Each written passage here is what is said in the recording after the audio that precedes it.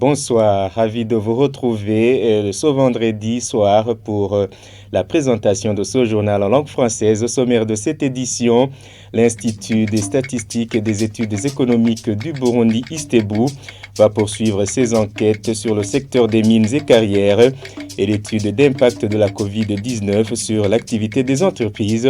Vous suivrez le directeur général de l'ISTEBU tout au début de ce journal. Le 4 novembre de cette année est la date limite de dépôt des candidatures au poste du président de la Fédération de football du Burundi, FFB. Annonce faite dans un point de presse ce vendredi par la FFB. Voilà pour l'essentiel. Tout de suite, les détails.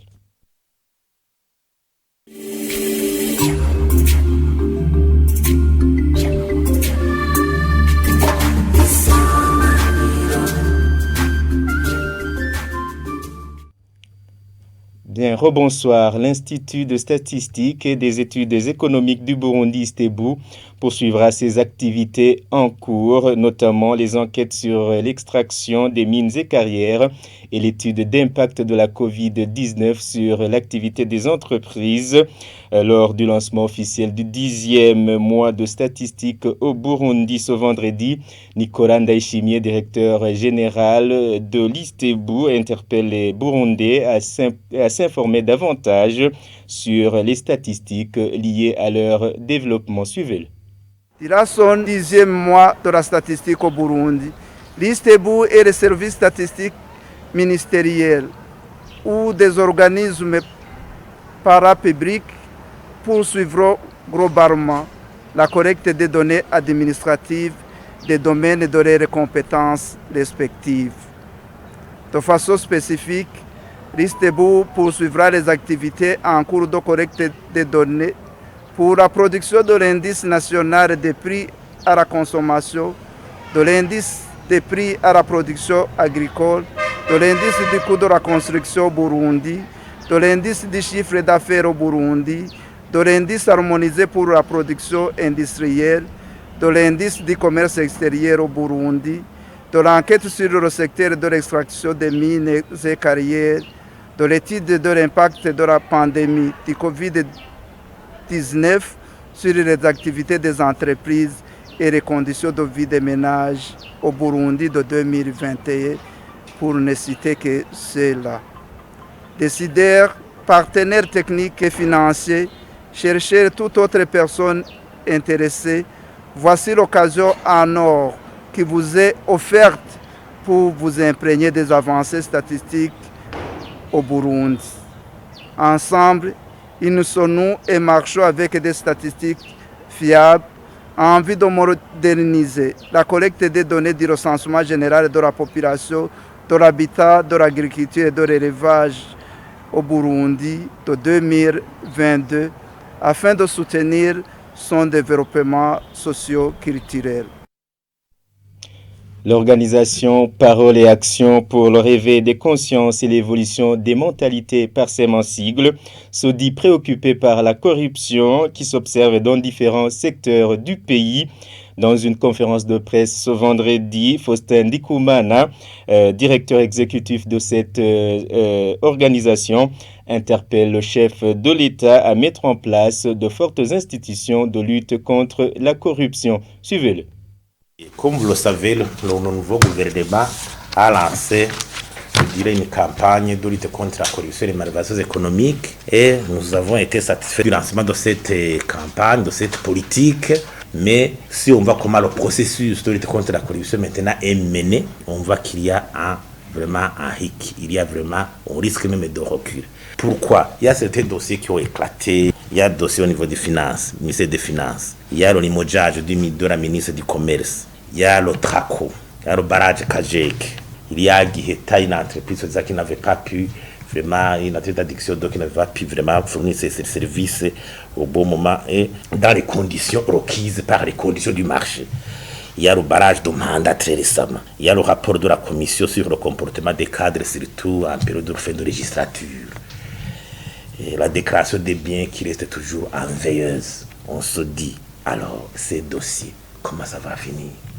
quelles sont les institutions qui doivent se saisir de ces pour éclairer la situation, pour établir les responsabilités, pour prendre des sanctions, d'une part administratives, à rencontre de ceux qui se seraient coupables, et aussi, même dans des cas où il y a des indices sérieux de culpabilité, le dossier pénal est ouvert.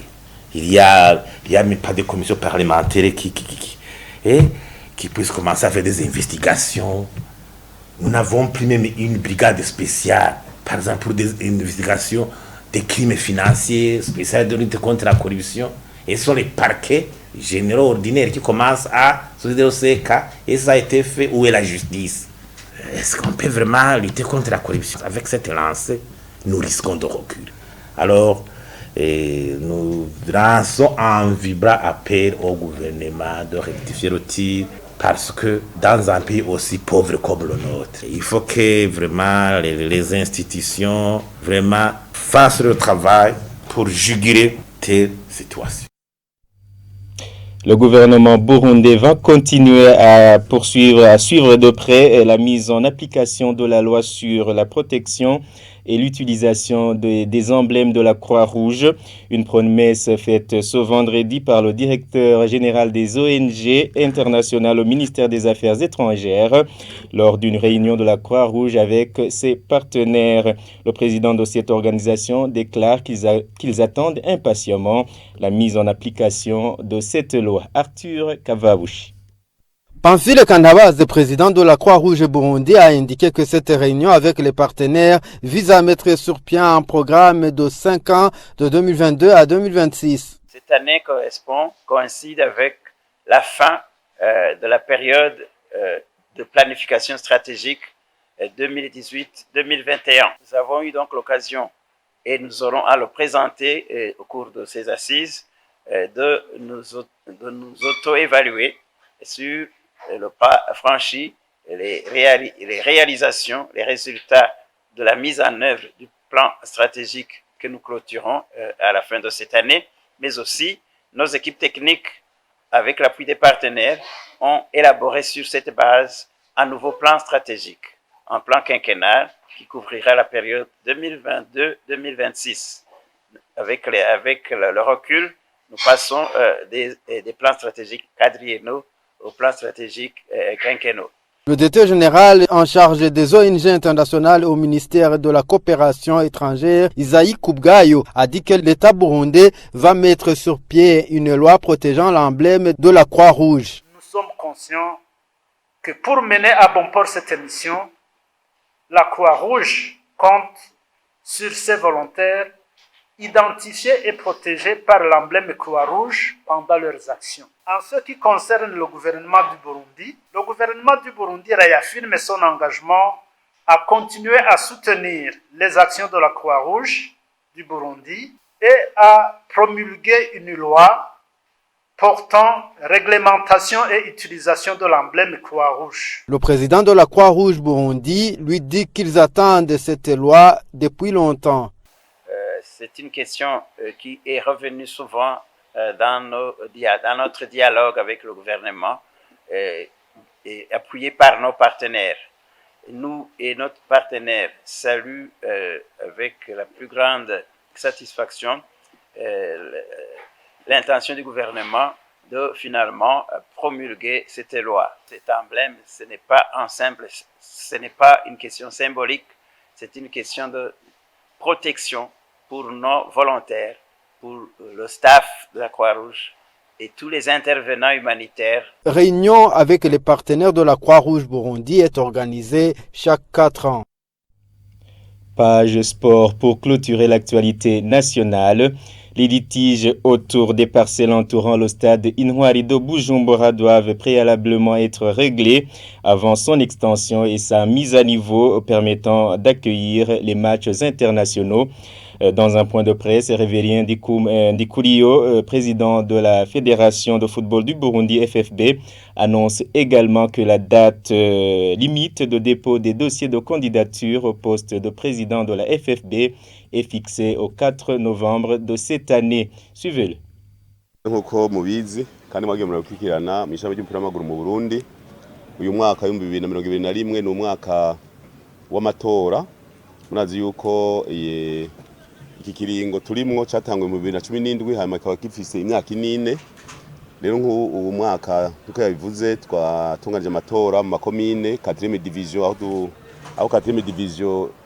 Vous le savez que l'année 2021 est une année élective pour la Fédération de football du Burundi. Vous connaissiez très bien que le mandat en cours a débuté en 2017. Cette année, nous avons organisé les élections au sein des associations communales et provinciales. Aujourd'hui, les différentes associations affiliées à la fédération possèdent des responsables qui coordonnent les activités. Nous allons organiser les élections du président de la fédération. Les électeurs à son niveau sont les présidents des clubs de la Ligue A et B, plus les 18 présidents des associations provinciales, les représentants de la commission des arbitres et celui de la commission médicale.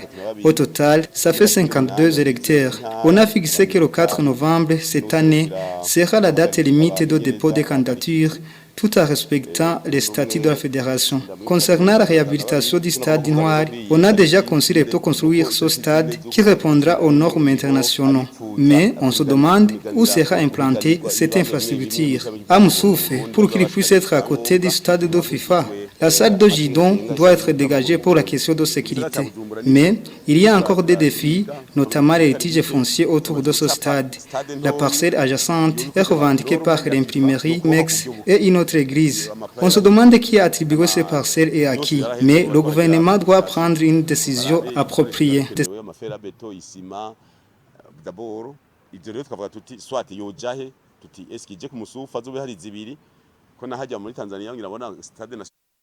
En Écosse sur le climat, la COP20.